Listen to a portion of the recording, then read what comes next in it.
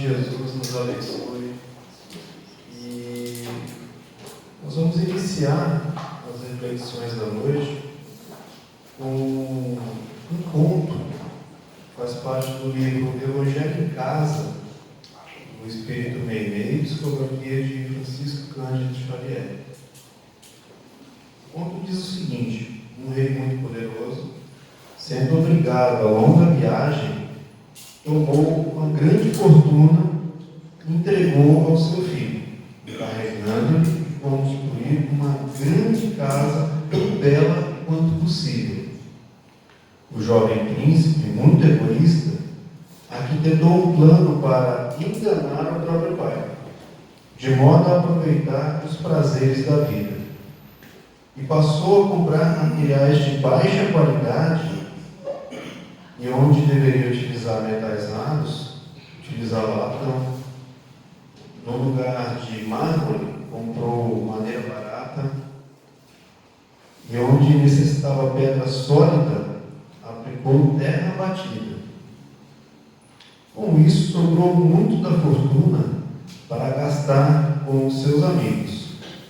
Quando o rei voltou, encontrou o príncipe abatido e cansado, que apresentou ao rei uma cabana esburacada no lugar de uma nobre casa.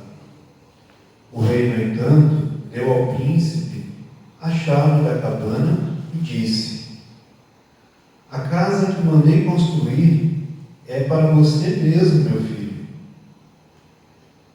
Não me parece a casa sonhada por mim, mas devo estar satisfeito com a casa que você escolheu. E fica uma observação: a fortuna para construir a moradia de nossa alma é a vida que Deus nos empresta. E contando essa história, eu queria propor para cada um de nós tentar se imaginar em um dos papéis desse conto. Então, eu ia perguntar para vocês, se puderem levantar a mão, quem aqui se colocou no lugar do rei na história? Alguém? E quem se colocou no lugar do príncipe na história? Algumas pessoas. Ok. O que acontece? Nosso príncipe tinha um interesse por trás, recebeu uma incumbência, uma missão, mas decidiu tomar um outro caminho, não tendo consciência do que estava sendo encarregado para ele. Não era só a construção de uma casa. Será que o rei só queria que ele fizesse uma casa para ele mesmo? Será que o rei tinha intenção de avaliar, de testar esse príncipe? Será que o príncipe tinha essa noção? Eu acredito que não. Pela imaturidade do príncipe, ele decidiu tomar um outro caminho. Optou por fazer o trabalho, cumprir com parte do dever que foi atribuído. Ele fez uma casa, uma cabana. Não fazia ideia que era para ele. Se ele soubesse que a casa era para ele, talvez a atitude seria outra, certo? Mas ele não sabia. Então, aonde entrou a decisão do príncipe? No livre-arbítrio. Ele optou por fazer uma casa simplesmente para cumprir com a obrigação. Olha, eu vou fazer, meu pai vai ficar satisfeito, pronto, eu fiz. Deve ser para algum empregado. Olha o problema. O dever esquecido. Essa é a ideia que nós vamos trabalhar, pensando no dever como a nossa própria vida. Alguns de nós se colocaram no papel do príncipe na história. Nós estamos aprendendo, nós não sabemos qual o resultado final da nossa obra. Mas será que a nossa vida não é a construção, tijolo por tijolo, item por item, de uma grande casa da nossa vida no plano espiritual? Ou seja, trabalhamos aqui, cumprimos com nossos deveres, e vamos obter os resultados dos nossos esforços no plano espiritual. Quem sabe? Porém, pela imaturidade, muitas vezes as nossas incumbências são cumpridas com desatenção. Simplesmente fazer por fazer.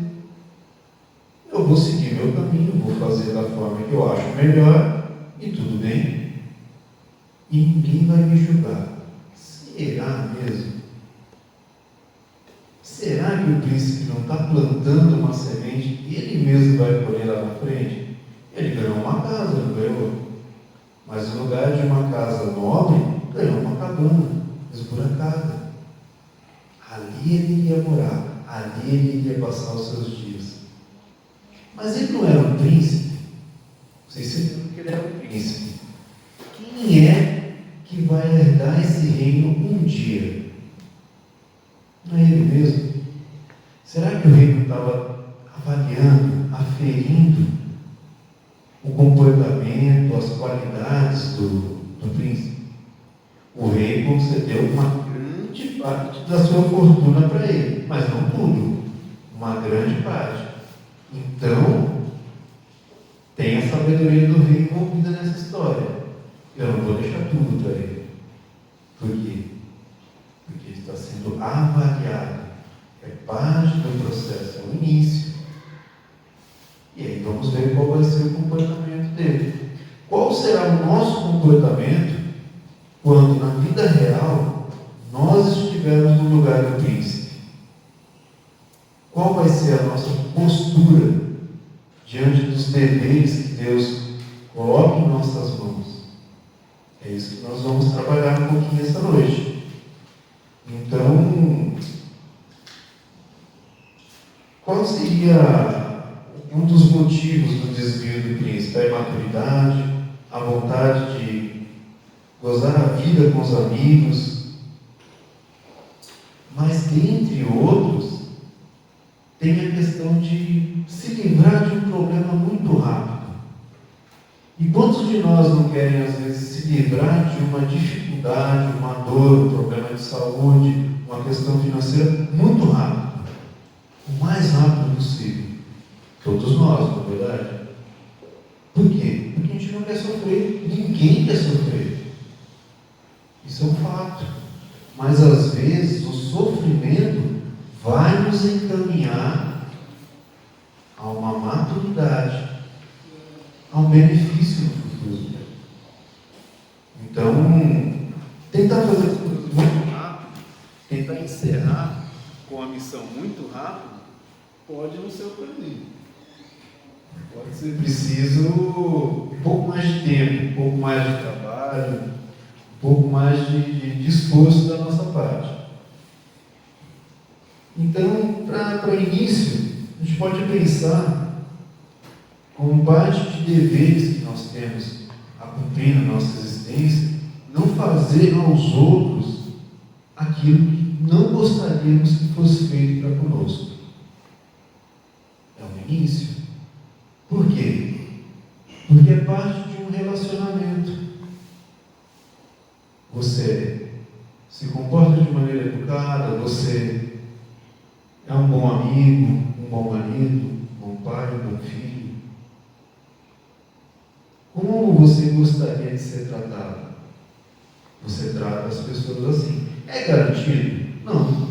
Assim como a incumbência que o rei fez para o seu filho não era garantida. Ele não tinha nenhuma certeza de qual seria o comportamento do filho. Mas ainda assim ele deu um voto de confiança. Vamos ver até onde ele vai. E será que Deus não coloca pessoas no nosso caminho, ao nosso redor, que encarnam conosco, na nossa família, no ambiente de trabalho, na escola, que vão ser parte dessa avaliação? Ah não, minha mãe é minha mãe, por exemplo, e eu trato minha mãe como a empregada da casa. Ela faz tudo para mim, ela faz a comida, lava minha roupa, arruma meu quarto, então está tudo bem. Será que está tudo bem? A mãe que te deu a vida, que te amamentou, que cuidou de você, mais de você? Eu acho que espera. Então, temos motivos para observar o nosso comportamento com vistas à vida futura. Porque hoje eu sou o filho, amanhã eu sou o pai. Hoje eu estou tratando a minha mãe como a empregada doméstica. Amanhã eu posso ser tratado como empregado pelos meus filhos. Veja como a gente tem oportunidade de avaliar a vida com vistas ao futuro. Você vive o presente, mas semeando coisas boas para o seu futuro. Os resultados são garantidos? Não, não são, porque existem variáveis. Mas você está fazendo a sua parte. Você está tentando promover um futuro melhor para a sua vida. Isso é bom. Isso é importante. Porque os frutos que nós vamos colher no futuro vão ser as sementes plantadas hoje, no início da nossa caminhada. E o que a gente tem que pensar também? A gente não pode esperar colher laranja de uma macieira plantada no passado. Não vai dar certo. Você vai colher aquilo que você plantou, aquilo que deu início à sua jornada. E hoje nós vivemos num tempo em que o nosso direito é observado com uma atenção absurda. O meu direito é o meu direito, ninguém vai mexer. É o meu ponto de vista e é isso que vale. Eu acho que é assim e é assim que deve ser. E se discordarem de mim, aí nós vamos ter uma briga. O que acontece? Ninguém gosta de ser contrariado, ninguém gosta de ser corrigido, mas que mundo seria esse que cada um determina a sua vontade, o seu ponto de vista, e com absoluta certeza de que isso está certo? Esse é o mundo real? Será que a gente não está exagerando um pouquinho na nossa maneira de agir, de pensar, de seguir o nosso caminho? Por quê? Nós temos muita inteligência. Dos tempos dos povos da Bíblia para os nossos tempos atuais, muito evoluiu o espírito humano. Muito evoluiu. Algumas coisas por bem, outras nem tanto. Mas evolução houve. Então, a gente se julgar dono da verdade, aquele que sabe tudo, aquele que sabe mais que Deus, será que a gente não está voltando ao erro de Adão e Eva lá atrás? Querer se colocar no lugar de Deus e não aceitar o seu plano, a sua vontade para a nossa vida? E quando nós exigimos que o nosso direito seja respeitado no extremo, ofendendo, passando por cima, agindo de qualquer maneira que for necessária para prevalecer a nossa vontade, seria assim que nós gostaríamos de ser tratados? Eu acho que não. É muito complicado pensar dessa maneira. Por quê? Porque a vida é feita de várias cores, várias situações, várias vontades, não só a minha. No relacionamento, no casamento, nós temos a sua vontade, a vontade do seu companheiro, dentro de uma mesma casa, a vontade dos filhos. Tudo está misturado. E para haver um equilíbrio é necessário ter um pouquinho de abrir mão de alguma coisa daqui, aceitar um ponto de vista dali, para manter um equilíbrio, para tentar viver em equilíbrio. Então, buscar só os nossos direitos e querer que eles prevaleçam acima da vontade dos outros é extremo. E às vezes complica bastante as nossas situações. Porque na nossa vida nós temos os deveres, os direitos, os compromissos a serem cumpridos no nosso dia a dia. E como espírita, é importante você ter noção que, como filhos de Deus, nenhum de nós está acima do outro. A nossa vontade termina onde começa direito do outro. Então, é algo a se pensar. Manter um equilíbrio, manter uma conduta correta diante do dia a dia, diante das situações que nós vamos viver. Por quê? Porque nós não somos donos do mundo, não somos Deus.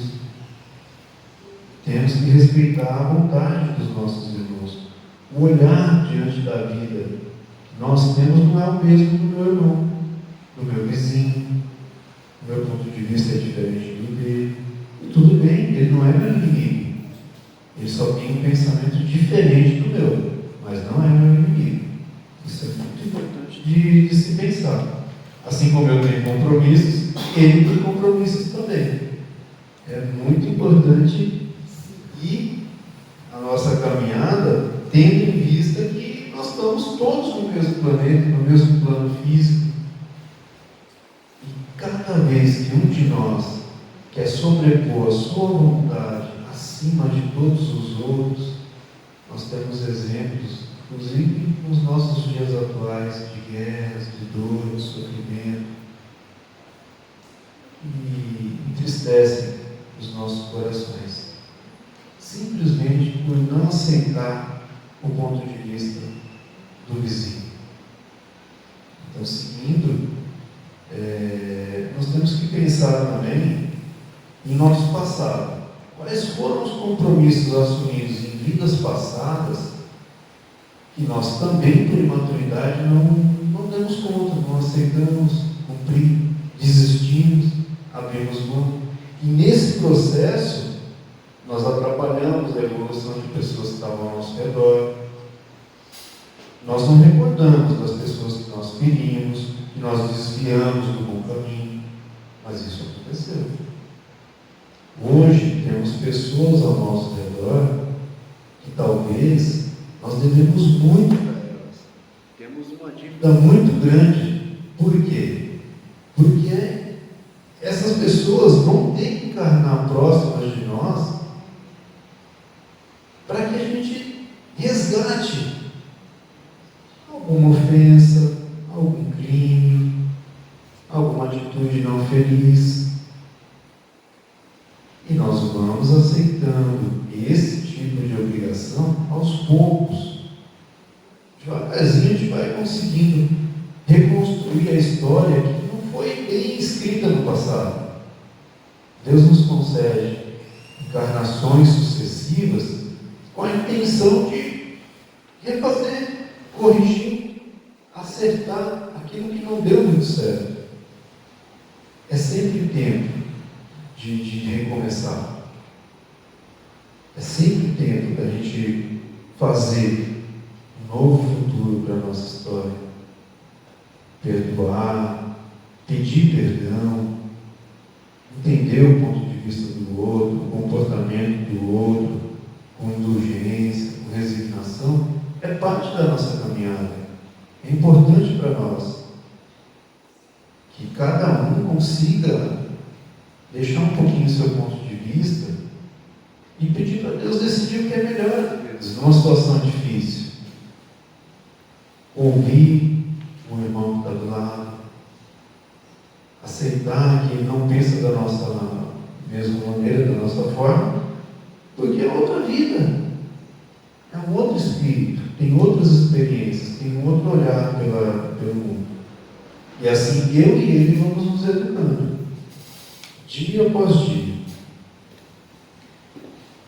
Aí nós vamos para o ponto que, pois, ainda que o rei poderoso tivesse se empenhado ao máximo na formação dos seus filhos, as garantias de sucesso da missão não estavam na mão do rei, estavam na mão do livre-arbítrio do príncipe.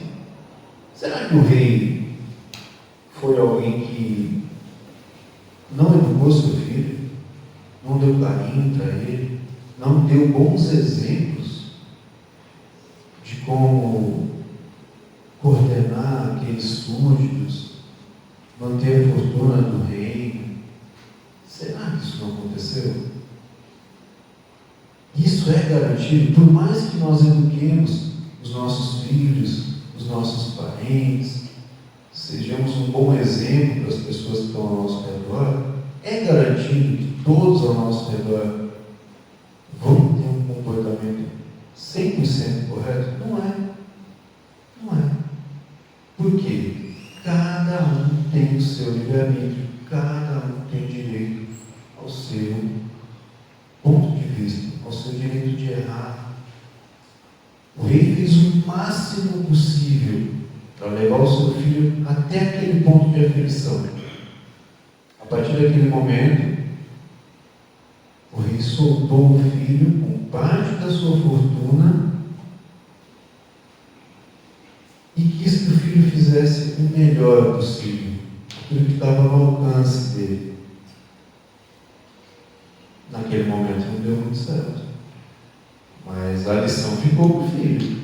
Ele vai morar numa cabana esburacada, vai ter um processo de dor, porém é o processo que é necessário para o filho. Será que o rei na adolescência, na juventude, também não foi aferido, não foi avaliado? Será que o rei não teve um comportamento ainda pior que o comportamento do filho? E nessa situação, qual será a cabana que o rei ocupou? Qual foi a expiação, o sofrimento que o rei passou? É difícil dizer, mas o rei tem um conteúdo de maturidade que o filho não tem ainda.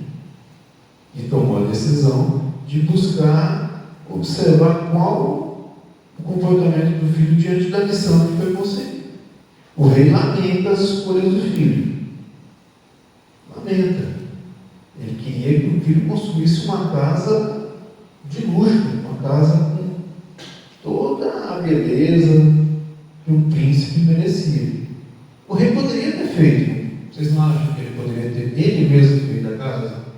E dito para o filho: essa vai ser a sua casa a partir de hoje. Por que ele não fez? Para dar oportunidade. O rei já sabe fazer. Imagine um rei como Deus, nosso Pai. Nosso Pai já sabe o que é melhor para nós. Nós é que não sabemos ainda. Nós estamos descobrindo. Como que uma criança aprende a andar? Ela engatinha, ela tropeça, ela cai, ela levanta de novo, e tropeça e cai. Será que nós não somos essas crianças de passos vacilantes que estão tropeçando e caindo? Erro após erro, construindo cabanas esburacadas e gastando dinheiro com os amigos. Será que não somos nós esse príncipe que está engatinhando? Às vezes sim. Em algumas situações sim. Por quê? Sempre vão existir situações na nossa vida que nós não fomos preparados para enfrentar. São coisas novas, são adversidades, e a nossa vida é cheia de adversidade. Mas Deus, como um Pai sábio e misericordioso, nos proporciona esse tipo de situação, para que mesmo através do erro, cada um de nós tenha a chance de aprender e de se reconstruir de dentro para fora, aos pouquinhos, sem pressa, mas é possível. Às vezes, de tanto a gente errar, uma hora em alguma existência nossa, sempre vai olhar e falar: não, agora chega, agora já errei demais, eu já sei qual vai ser o resultado, eu já sofri tanto que eu já sei o que vai acontecer, então para mim basta. Então para mim é hora de... Eu posso errar em outros pontos, nesse aqui eu já estou bastante calejado. Como que um profissional adquire excelência na sua área? Ele estuda, ele passa por provas, ele faz estágios, mesmo depois de formado é passível de erro. E pouco a pouco ele vai se tornando um especialista. Será que cada um de nós, através dos erros da nossa vida, não estamos nos tornando especialistas em passar por sofrimentos, em se desviar de erros, de atitudes incorretas. E através desse processo, ainda que doloroso, nós estamos numa caminhada ascendente, subindo degrauzinho por degrauzinho, com toda dificuldade. Um degrau por existência. Às vezes tem existência que a gente nem sobe. Tem existência que fica tão difícil que a gente fala, não, vou ficar por aqui. Retroceder não, mas eu vou ficar estacionado um pouquinho. Porém, é possível. Se você se esforça bastante, se você presta muita atenção aos detalhes, ao que está escrito nas entrelinhas, você vai encontrar uma lição preciosa que Deus está tentando te dar. Ele não vai te dar a obra pronta, a casa pronta, que o rei poderia fazer para o seu filho. Mas ele quer que você construa a sua casa. Ainda que de início você vai morar numa cabana, quem sabe na próxima ele não faz uma casinha com os materiais um pouco melhores e vai corrigindo. O livre-arbítrio do príncipe vai crescer junto com ele, vai amadurecer junto com ele. É parte do processo. E quais são os nossos deveres que não devem ser esquecidos? Os deveres impostos por nossa consciência. Levanta a mão para mim quem é pai ou mãe. Aqui. A maioria. Quando um filho pede um pedaço de pão para vocês, vocês vão dar uma pedra para ele? Não é possível, né? Por quê? Porque o amor que você tem por ele exige que você dê o melhor para o seu filho. O melhor. Não é só um pedaço de pão. É o melhor pão que é possível dar para o seu filho. É esse que você quer para ele. E nós aprendemos com Jesus que a nossa consciência é alimentada pelas leis divinas. O mesmo amor que Deus tem por cada um de nós temos por nossos filhos. Ainda que às vezes não sejam os filhos nossos próprios, mas os filhos do coração. Então pense que o amor que você tem pelos seus filhos é parte das leis que Deus gravou na sua consciência. Não tem como esquecer. Algumas leis que Deus gravou em nossa consciência, nós tentamos nos afastar, nos distanciar dessas leis. Por quê? Porque a gente julga que não, agora eu não estou preparado para isso. Então, eu posso errar o quanto eu quiser, na próxima encarnação eu volto e corrijo. Será? Será que esse não foi o pensamento do príncipe? Não, eu faço uma cabaninha agora, depois eu dou um jeito. Será? Tudo aquilo que nós semeamos ao longo do nosso caminho não vai ser o meu irmão que vai colher. Será eu que vai colher. É a minha colheita, a minha semeadura e a minha colheita. E as nossas responsabilidades? Às vezes nós nos afastamos das nossas responsabilidades. Exemplo, na nossa casa temos a obrigação de, precisamos da refeição, alguém tem que lavar a louça. E às vezes acontece na nossa casa sempre a mesma pessoa que lava a louça. É meio chato lavar. Mas o que acontece se aquela pessoa fala assim, não, eu vou dar uma disfarçada e não vou lavar hoje. E amanhã? Tem mais louça. E depois? Não tem mais prato. Não tem mais talher. Não tem mais nada. Está vendo como que se afastar das nossas responsabilidades vai nos atrair inevitavelmente para momentos de bifurcação em que nós vamos ter que resolver o problema? Você se afasta. Mas quanto mais você se afasta, mais próximo você vai estar de um momento culminante que você vai ter que resolver aquela obrigação sua. Não tem outro jeito. É parte do processo. E quando enfrentamos dificuldades, dificuldades muito grandes, nos resta clamar a Deus, pedir ajuda. Quem nunca pediu socorro para Deus no momento de maior dificuldade? Quando a gente cai no hospital, na hora de um acidente, uma tragédia, a gente pede a Deus. Nesse momento, Deus nos concede uma mão forte, um amigo, às vezes alguém desconhecido, que vem e nos socorre, que vem em nosso socorro, no momento de maior problema da nossa existência. É bom receber a assistência de Deus quando nós precisamos. Seria o príncipe um de nós se aquela cabana que ele construiu desabar numa noite de tempestade? E será que o pai, o rei, vai negar a entrada daquele príncipe no seu castelo? A gente volta ao exemplo do pão que o filho pediu. Claro que não. O rei vai abrir as portas. O príncipe vai se sentir seguro. Nós nunca estamos sozinhos. Nós nunca estaremos sozinhos. Por quê? Porque Deus está sempre olhando por nós. Mesmo nos momentos em que nós erramos, Deus está sempre olhando por nós.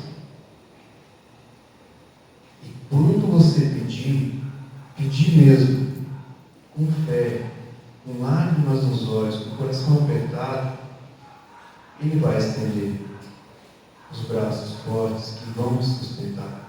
Através de alguém, através de um coração amigo, através dos espíritos simpáticos que vêm em nosso socorro. É muito importante a gente nunca esquecer que sozinho nenhum de nós vai estar jamais. Jamais vamos estar sozinhos. O filho do rei poderoso estava sendo preparado para um futuro de glórias, mas ainda lhe faltava a avaliação, a aferição que nós comentamos.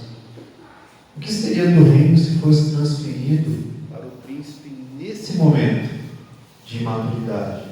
Será que ia sobrar alguma coisa do reino se o rei desse tudo para ele?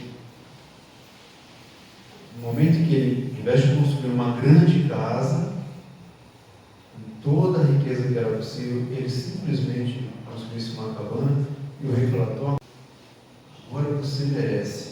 O que ia ser do reino? O reino ia se tornar uma casa esburacada pela imaturidade. Mas a vida do rei não era bem deixar tudo para o príncipe, era avaliar, era saber qual seria o comportamento daquele príncipe diante de uma missão, uma simples missão de construir uma casa.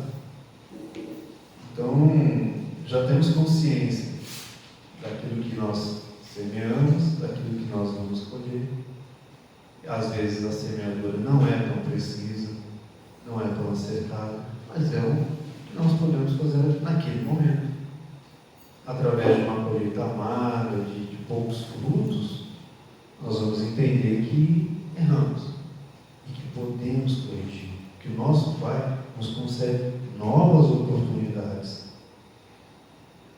A cada dia, busquemos observar os nossos comportamentos e reações, para pouco a pouco nos tornarmos melhores filhos, melhores pais, melhores mães.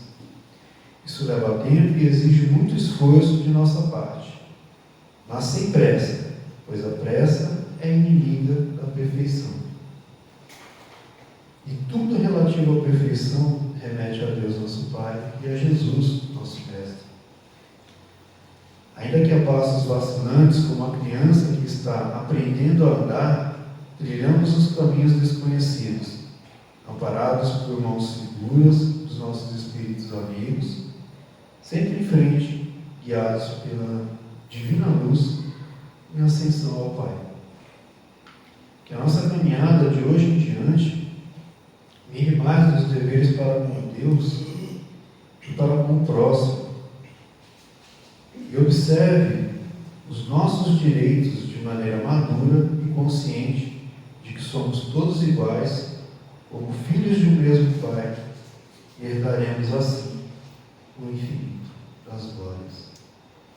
Que a paz de Jesus nos abençoe a todos, abençoe as nossas famílias, a nossa noite de sábado. Muito obrigado.